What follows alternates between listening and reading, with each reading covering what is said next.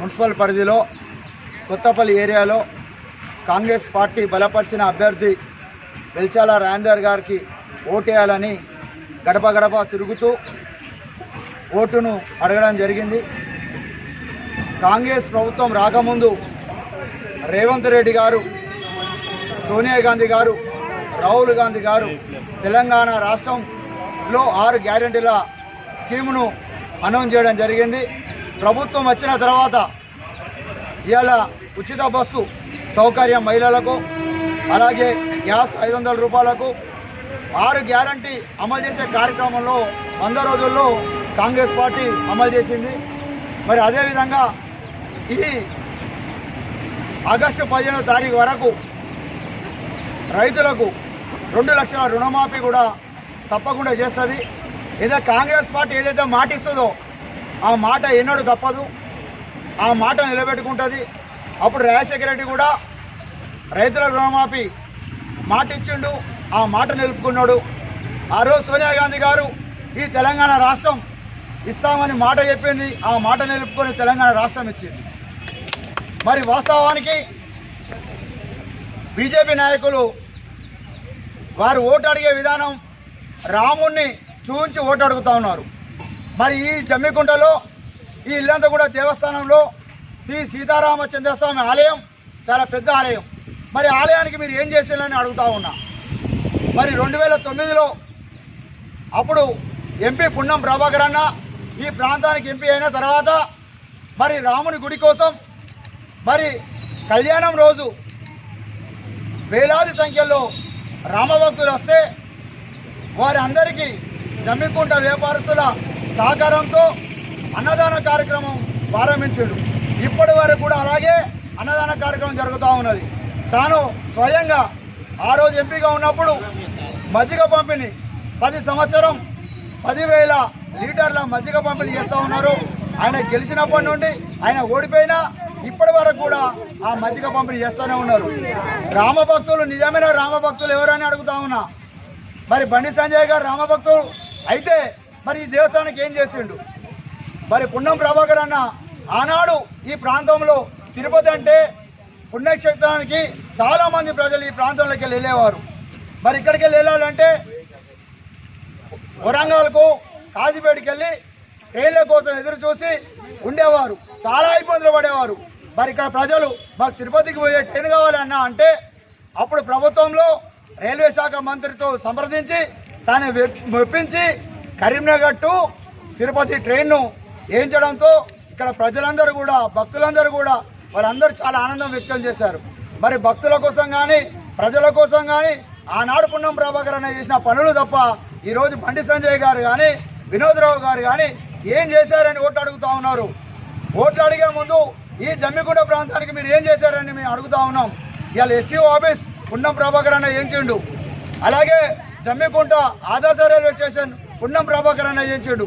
ఇలా చెప్పుకుంటూ పోతే మోడల్ స్కూల్స్ కావచ్చు, బీటీ కార్మికులకు హాస్పిటల్ కావచ్చు, అనేకమైన అభివృద్ధి పున్నం ప్రభాకర్ అన్న చేసిండు. మరి బీజేపీ నాయకులు ఏం అభివృద్ధి చేసిరని ఓటు అడుగుతూ ఉన్నారు. ప్రజలందరూ కూడా గమనించాలి. కాంగ్రెస్ పార్టీ ఏదైతే మాట చెప్తుందో ఆ మాట నిలుపుకుంటుంది. మనకు టీఆర్ఎస్ ప్రభుత్వంలో ఉన్నప్పుడు కేసీఆర్ గారు డబుల్ బెడ్రూమ్లు ఇస్తానని బొబ్బ పెట్టిండు, కానీ డబుల్ బెడ్రూమ్ ఇచ్చిండా? ఎవరికైనా వచ్చిందా? అప్పుడు ఇందిరమ్మ ఇల్లు వాడవాడకు ఊరూరికి 100ల సంఖ్యలో వచ్చింది కాంగ్రెస్ ప్రభుత్వం. అప్పుడు కేసీఆర్ ఏం చేసిండు? 10 సంవత్సరాల అధికారంలో ఉండి మాలాంటి వాళ్ళందరినీ కూడా కట్టకు తేనె రాసి పైన పెట్టి ఆ పథకాలను చూపించండు తప్ప ఏ అభివృద్ధి చేయలే. మనం మబ్బై పెట్టి ఓట్లు దండుకున్నాడు. దయతలసి ఇక్కడ ఉన్న ప్రజలందరూ కూడా మీరు అందరూ ఆలోచించండి. ఏ పార్టీకి ఓటేస్తే మనకు అభివృద్ధి జరుగుతుంది, ఏ పార్టీకి ఓటేస్తే మనకు లబ్ధి జరుగుతుంది. మీరు దయతలసి ఆలోచించి ఓటును, మీ నిజాయితీన ఓటు, మీ స్వచ్ఛమైన ఓటు, మీ అమూల్యమైన ఓటు కాంగ్రెస్ పార్టీకి వేయాలని, కాంగ్రెస్ పార్టీ అభ్యర్థి వెల్చాల రాజేందర్ గారిని గెలిపించాలని ఈ సందర్భంగా మీ అందరినీ కోరుతూ జై కాంగ్రెస్, రావు గారి నాయకత్వం, రేవంత్ రెడ్డి గారి నాయకత్వం, ప్రణవ్ రావు గారి నాయకత్వం, జై కాంగ్రెస్, చేతి గుర్తుకే ప్రచారం నిర్వహించడం జరిగింది. ఈ ప్రచారం ప్రచారంలో భాగంగా ప్రతి ఇంటికి వెళ్ళి గడప గడపకు వెళ్ళి గుర్తు పెట్టి ప్రతి ఒక్కరిని కాంగ్రెస్ పార్టీ చేతి గుర్తు పోటీ వేసి వెలిచాల రాజేంద్రరావు గారిని గెలిపించాలని కోరడం జరిగింది.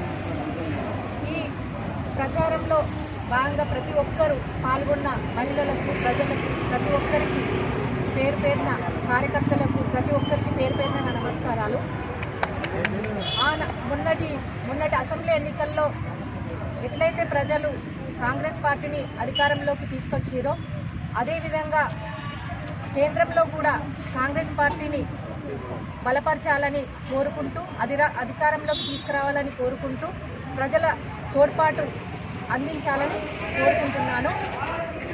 ఎలాగైతే రేవంత్ రెడ్డి అసెంబ్లీ ఎన్నికల ముందు 6 గ్యారెంటీలను చెప్పిండో అదేవిధంగా రేవంత్ రెడ్డి గారు ముఖ్యమంత్రి అయిన వెంటనే 100 రోజుల్లోపే ఆ 6 గ్యారెంటీలను ఇవ్వడం జరిగింది.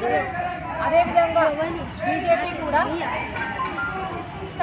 వాళ్ళు ఏం అభివృద్ధి చేసిరో దాన్ని పరిగణలోకి తీసుకొని వాళ్ళు ప్రజలను ఓట్లు అడగాలని, వాళ్ళు అభివృద్ధి ఏం చేసినామని చెప్పుకొని ఓట్లు అడగాలని, వాళ్ళు రాముని పేరు చెప్పుకొని ఓట్లు అడుగుతున్నారని అది సమంజసం కాదని అభివృద్ధిని చూపించి ఓట్లు అడగాలని కోరుకుంటున్నాను.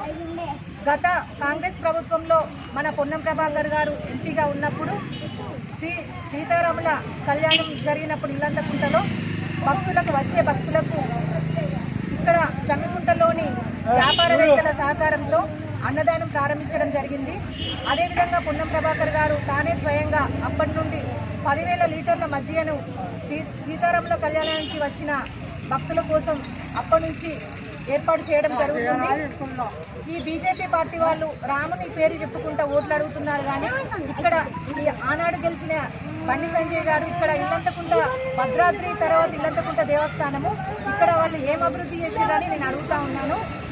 ఇది ప్రజలందరూ గమనించి అదేవిధంగా పొన్నం ప్రభాకర్ గారు ఇక్కడ తిరుపతికి వెళ్ళే భక్తుల కోసం జమ్మికుంట నుంచి ట్రైన్లు ఉండేవి కావు, డైరెక్ట్ తిరుపతికి. ఈ కరీంనగర్ ప్రజలు వేరే జిల్లాలకు వెళ్ళి తిరుపతికి వెళ్ళే ట్రైన్ల కోసం ఎదురు చూడడం జరిగేది.